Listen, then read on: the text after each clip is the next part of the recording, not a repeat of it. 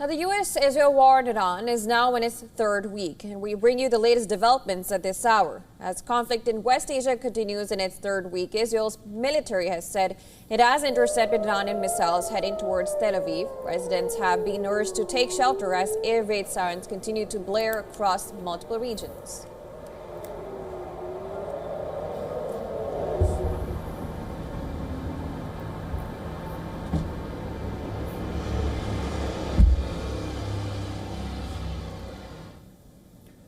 A new video has surfaced showing the aftermath of a strike in Tehran's Shahra-ke-Gharb district.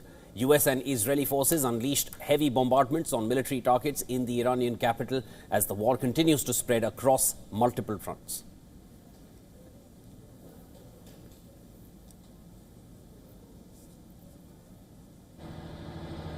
In Baghdad's Green Zone, a drone strike ignited a fire at the Al-Rashid Hotel. According to Iraq's Interior Ministry, no one was injured in the attack. Witnesses saw a fire break out on the roof of the hotel, and a street leading to the hotel was blocked by a large security deployment with firefighters and ambulances present. Iraq's prime minister has condemned the attacks, including one on southern oil field, calling them threats to national security and vowing swift justice.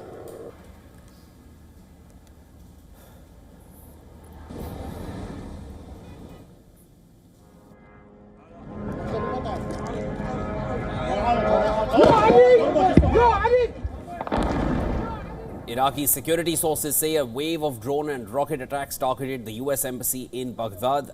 They described it as the most intense assault since the strikes began, with at least 3 drones and 4 rockets attacking the embassy.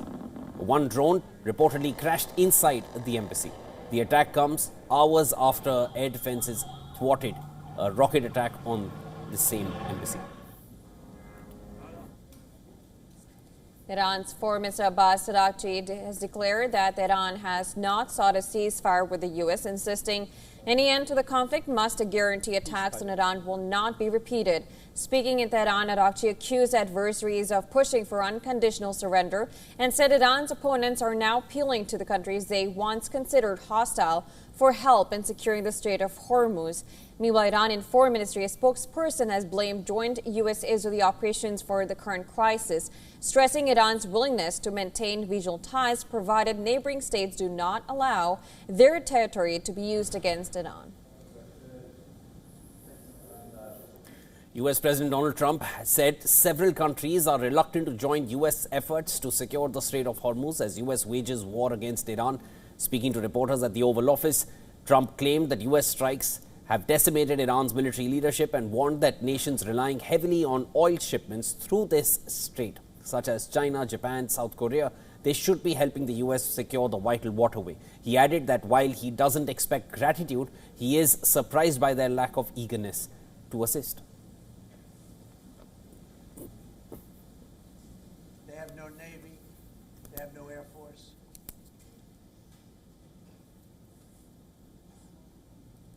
Well, to discuss more on this, we're now being joined by Elizabeth Laris, a Jung Senior Fellow at the Pacific Forum, live from Taipei in Taiwan. Thank you so much for joining us on the broadcast.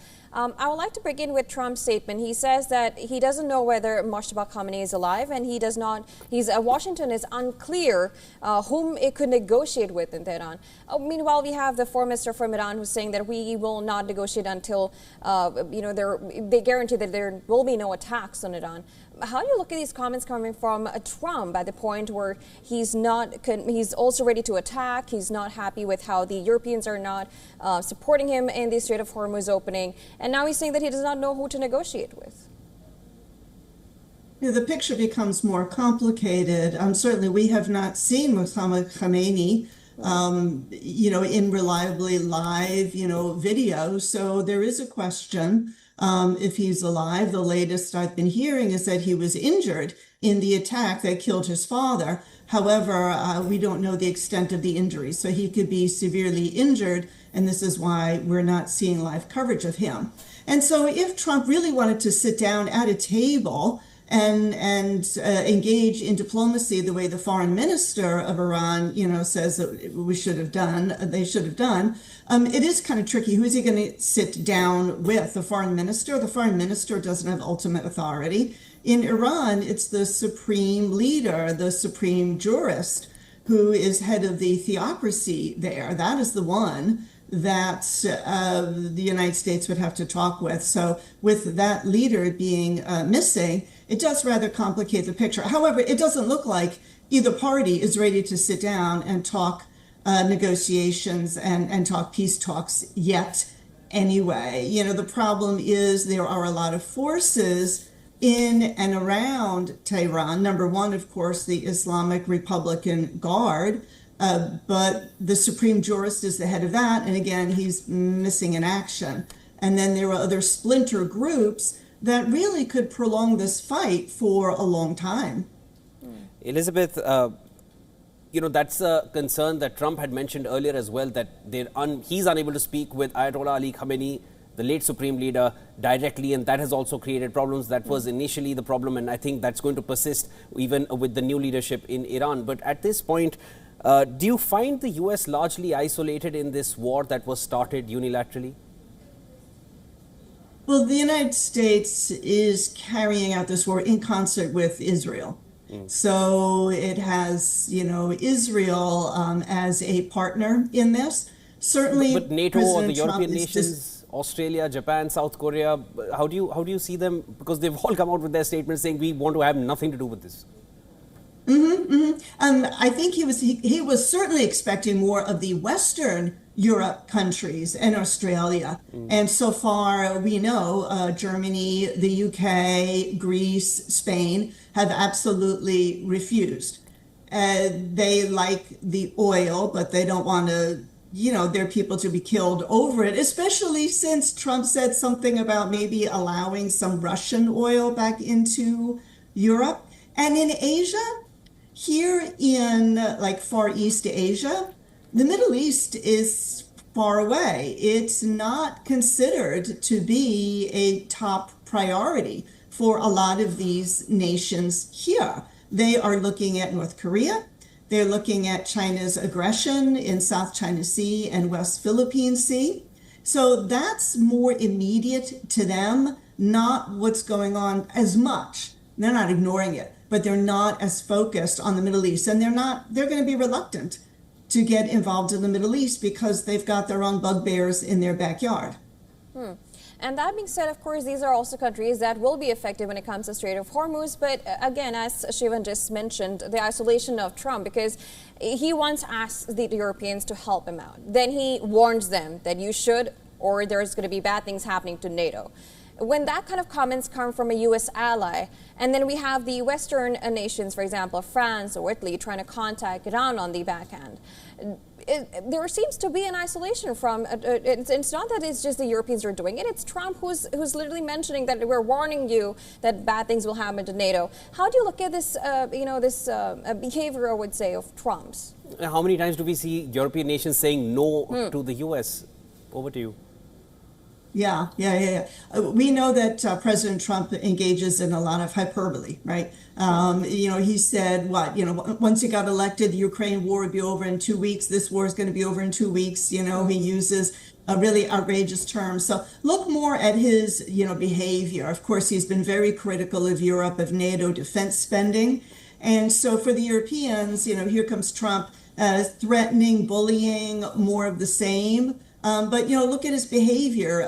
What can he do about getting those countries to engage in Straits of Hormuz? I don't know what leverage he has, but also this is what we're seeing publicly in front of the cameras. International relations is always at two levels. It's in front of the cameras and then whatever is going on, negotiations going on behind doors. So, all I can say is this story will continue to evolve, and we'll know more in 15 hours from now than we know right now, and it'll just continue to progress that way. Elizabeth, at this point, do you feel U.S., with the support that it has of Israel, of course, they've started it, so they stand together, but can U.S. or U.S. and Israel force open the Strait of Hormuz on their own? I believe tactically that would be very difficult. My understanding is there's that if you look at a map, there's an extremely narrow passage, and the territory that belongs to Iran is mountainous right there.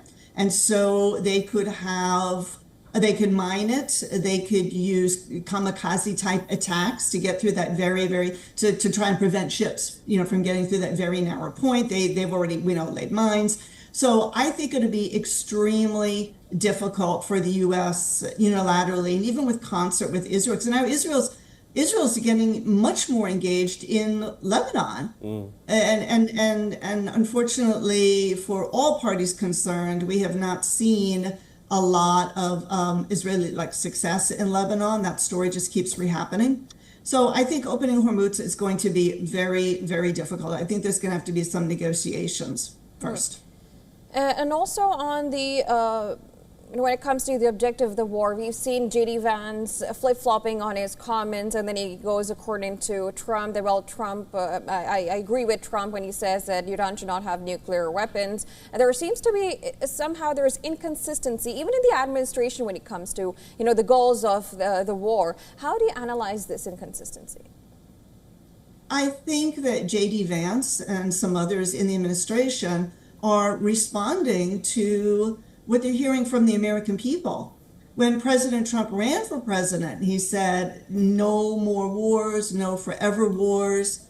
And here we are.